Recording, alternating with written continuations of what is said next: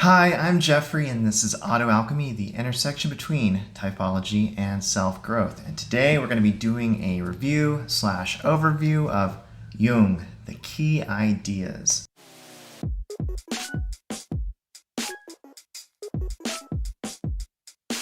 This is actually a book that I bought back in, I believe, 2015, so it's been 7 years or so since I first purchased and read this book. I became interested in this book because I already had a pre-existing interest in typology, and I was beginning to critically engage with some of my thoughts about typology. I wanted to understand where these ideas originated, and I wanted to see in what way did they fit into the broader context of a thinker and that thinker's system of thought. So this seemed like a great place to start.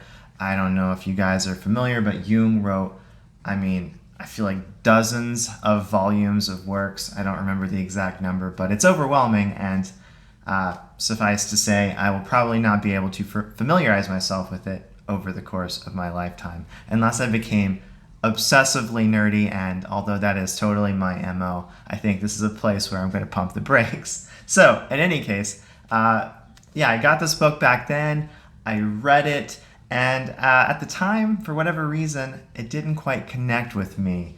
There were bits and pieces that I still didn't understand even after reading the book, and I only took away a little bit of it. And, I continued my journey into trying to understand Jung's ideas and some ideas from other post-Jungian scholars, and I've been building my own mental scaffolding out of all of that exploration.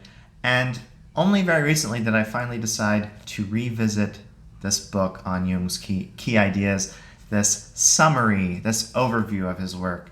And to my surprise, I'm finding it a lot more valuable now that I've taken some time to digest multiple perspectives, really get my feet wet and actually read some of Jung's work firsthand.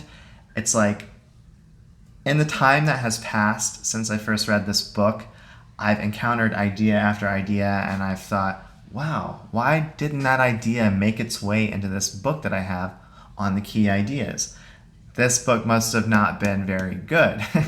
Well, the reality is, now that I've revisited it, I feel like almost everything that I find valuable in Jung's thought is in this book in some distilled form. So I just wasn't ready to absorb it at the time. In that respect, maybe the book is not a great introduction to Jung's ideas, at least if you're like me and you need to do some of that digesting, some of that exposure to multiple perspectives so that the information has some staying power, some stickiness. That is a fault of myself, I think. I really struggle to make things stick in my memory unless I do slow down and take the time and try to digest.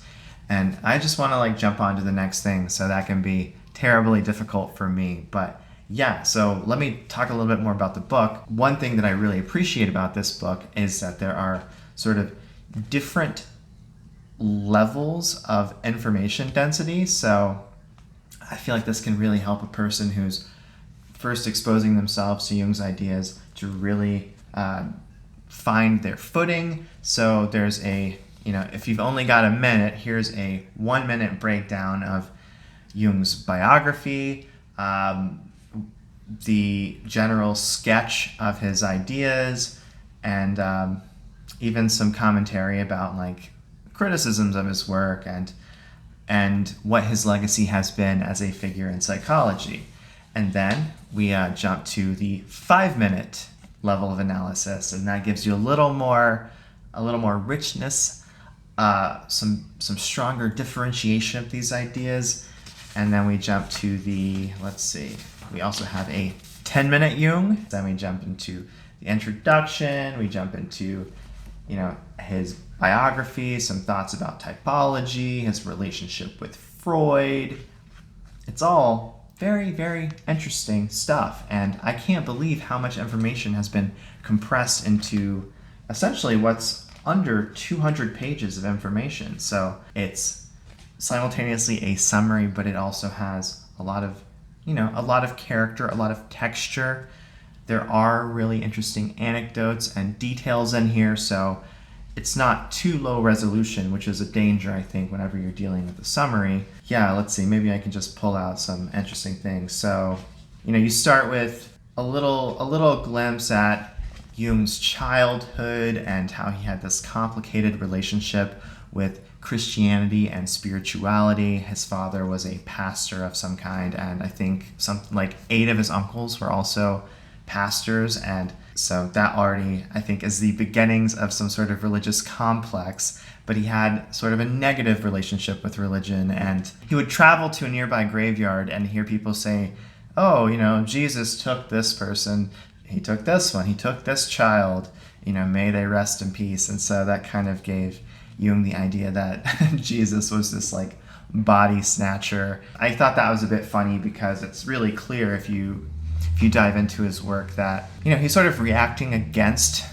his religious upbringing while also trying to redeem portions of it and shine a new light on some of it. So much of his work was concerned with doing this cross-cultural analysis to see how certain imagery appears in this culture, certain imagery appears in this culture. There must be some sort of human, archetypal, psychological foundation that we're building these cultural representations on top of. So he was seeking something that could unify people across different cultures and something that could account for the myth-making capacity of humanity. And I find that very interesting. That's something that you see, I think, even in typology. There's this like collective element of a person's typology and the individuation journey that Jung talks about. This journey of trying to become a fully integrated human being that is living out your instinctual code or pattern at the highest level, not cutting yourself off from any of the pieces of your psyche. The individuation journey is connected to typology, and there's a sense that, we have to take our highest function and use it to serve our wholeness, and that is sort of the appropriate hierarchy that we should be abiding by.